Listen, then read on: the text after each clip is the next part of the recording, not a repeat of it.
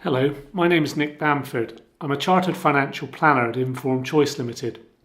Welcome to this short webcast. If you have a private pension plan and are close to retirement, you'll need to make good decisions about how to access your pension plan benefits. There is now a lot of freedom and choice in the way you use your pension plan, and good guidance is essential. Because it's a maze.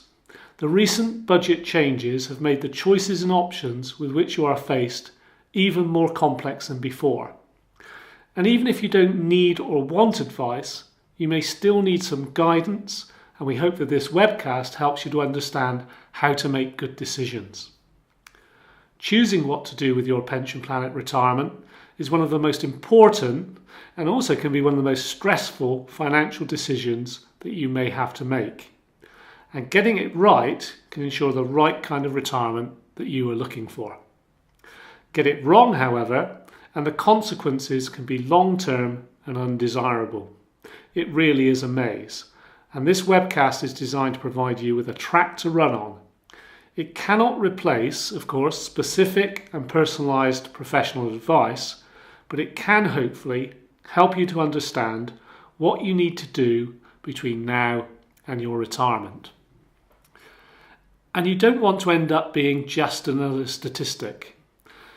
Are you one of the numbers in this slide? Because it's estimated that some 10.5 million people in the UK have a money purchase pension plan. This means that their retirement benefits will be based upon the value of their accumulated pension pot, and indeed in the way in which they choose to convert that pot into retirement income. If you have a personal pension plan, a stakeholder pension plan, or are or were a member of an employer-sponsored money purchase plan, then it's you who will have to make the decisions about how to convert your pension pot into retirement income. In 2012, it's estimated that over 420,000 people in the UK purchased an annuity with their pension fund. For very many of them, this will have been absolutely the right thing to do. But did they consider all of the alternatives that were available to them? Because it's been estimated that perhaps 80% of people who purchased their annuity did so from their current pension plan provider, the one who managed their plan whilst money was being accumulated. And they may well have missed out on better benefits. They might have got those better benefits had they transferred their pension fund to another annuity provider.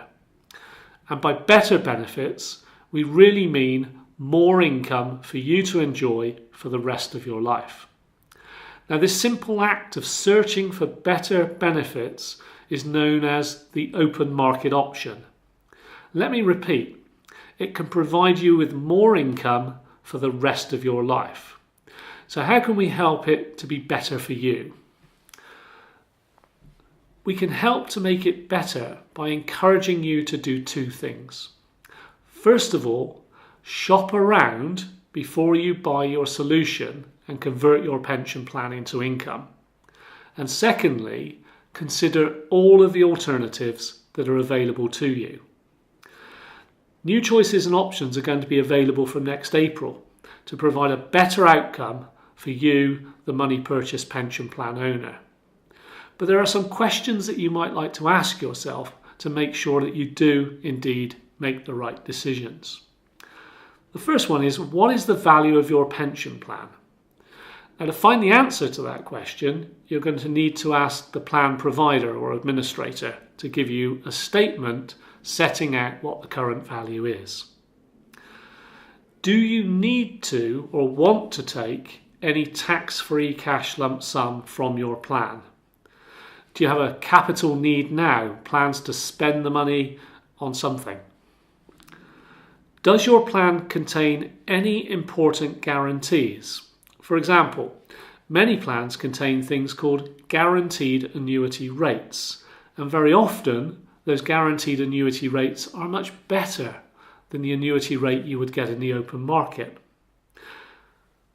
Are you a smoker, or do you have a poor health history?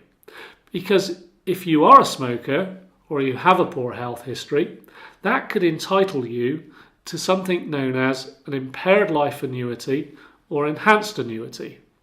And fundamentally what that means, again, is better benefits for you, a higher income. And what about the people you're responsible for, your loved ones? Do you want to make provision for them in the event of your death? If you start off with those questions and answer them, you may well avoid some costly, lifelong mistakes when choosing how to take benefits from your pension plan. Consider all of the options, and there are a number of important choices available to you, so let's examine those choices. Consider whether you actually need to take the benefits now. Could it be, for example, that you defer taking your pension plan benefits today and instead plan your retirement around other sources, perhaps savings and investments that might generate the income you need in the short term? You can still take your pension plan benefits, remember, as long as you've attained age 55, even if you intend to carry on working. But remember, if you take any pension income, this will be added to any other income that you've had to determine how much income tax you will pay. But you can take your entitlement to a tax-free cash lump sum, usually 25% of the value of your pension plan, without taking any pension income benefits at all. So if you have plans to use your lump sum in some way, but don't currently have a need for any income, you might consider that as an alternative. If you want to, you can use the balance of your pension fund to buy an annuity. And despite the negative press comments that annuities have received in recent years, this may still represent the right thing for you to do, because buying an annuity is about buying the certainty of income for the rest of your life. If for whatever reason you don't want to buy an annuity, then you might consider income drawdown. This works by you continuing to invest your pension fund and then drawing an income from that fund. Now, that's not without risk though, and you can end up with more or less than you would have received had you purchased an annuity at the start. You can of course choose to mix and match all of these options. You might, for example, buy an annuity with some of your pension fund and leave the balance invested. And you can, if you wish, buy a short-term annuity with some of your pension fund to provide a guaranteed income for a number of years, and then use the balance of your pension fund in the future. From next April, and this is subject to the necessary legislation being introduced, the choice to take the whole fund as a lump sum will be introduced. Now, some media commentators and politicians are concerned that people might waste their pension fund on such luxuries as cars and holidays. But actually, we think most people who have saved in a pension plan are fairly prudent individuals and will probably use their pension fund wisely.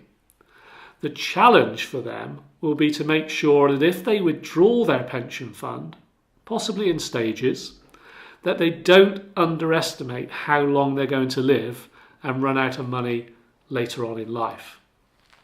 At the moment, if you have a small pension pot, up to £30,000 in one plan, or up to 3 plans valued at £10,000 each, you can already take the whole fund as a lump sum. And the first 25% of that is tax-free and the balance is subject to income tax. So what are the challenges? In the run-up to retirement, there are a number of things that you need to do and need to consider. Gathering data is one of them. You certainly need to gather information about your current pension plan or plans. In particular, you need to establish what your plan is worth. How much do you have available to convert into retirement income? Ask your current pension plan provider to let you have a valuation statement. And that will include the current value and also what benefits your current plan provider will offer to you if you convert your pension fund into income with them. But be careful, because that provider may not have all of the personal details about you that are required to tailor the benefits to your particular needs.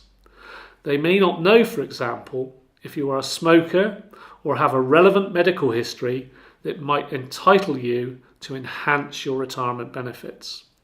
They may not even know your spouse or civil partner's date of birth, so any benefits that they quote to you should be seen only as a guide. Check and see if your plan contains any guarantees.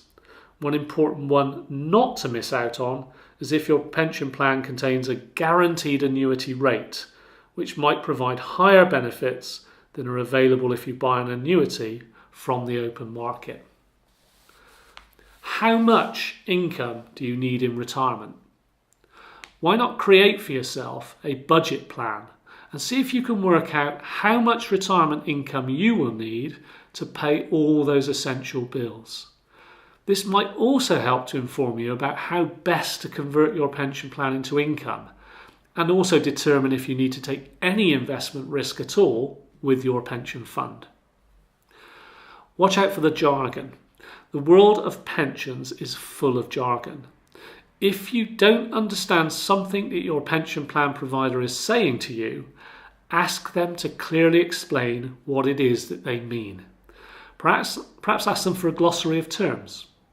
It's perfectly okay for you to be saying to them, "I don't understand, tell me again." Understand the risks. There are risks associated with any course of action you might decide to take. Even buying an annuity has a risk, and that is that once you have bought your annuity, if future annuity rates are better, you won't be able to benefit from them.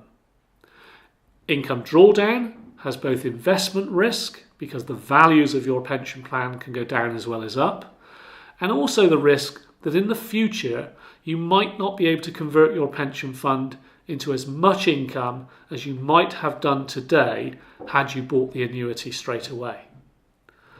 Deferring doing anything with your pension fund also runs the risk that the future may not be as good as we expect it to be.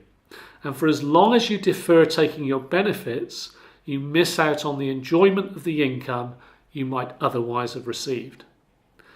It is vitally important that you understand all of the risks with which you are faced and do not take on more risk than that for which you have the appetite.